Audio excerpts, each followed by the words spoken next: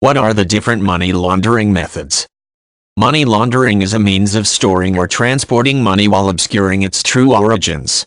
It is a serious crime in many countries, with conviction often carrying heavy fines, seizure of property, and long prison sentences. There are several different types of money laundering, often related to drug trafficking, dirty politics, and terrorist activities. The basic money laundering methods involve black market foreign exchange, offshore banking, business investments in fake or legitimate companies, and smurfing. Black market foreign exchange allows a money launderer to turn easily traceable currency from an illegal or dirty source into untraceable funds in another currency. This often involves a partnership between black market foreign exchange workers, who help launderers avoid government taxes by making exchanges under the table, launderers, and importers that buy goods from the black market dealers. Using this partnership, a launderer can hand dirty currency to the black market worker, who then uses it to import goods for the importers, in return for a payment that can be given back to the launderer in a different currency.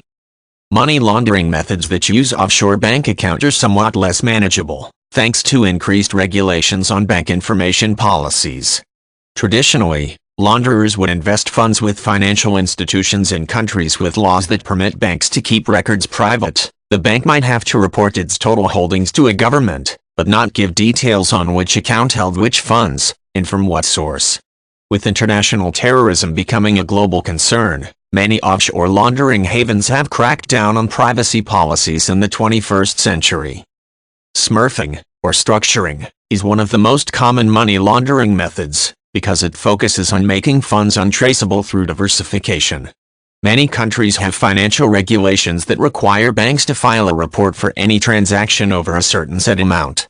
Launderers skirt this regulation by taking dirty money and depositing it into many different accounts, investments, and even physical property, often under different names and in different countries.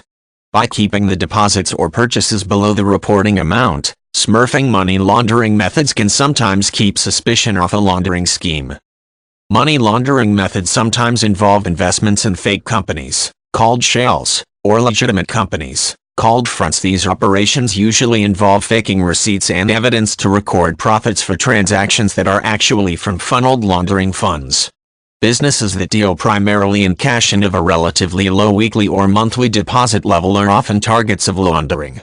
Service-oriented businesses, as opposed to goods-providing businesses, are also commonly used, since there is less evidence of a service than of a purported good.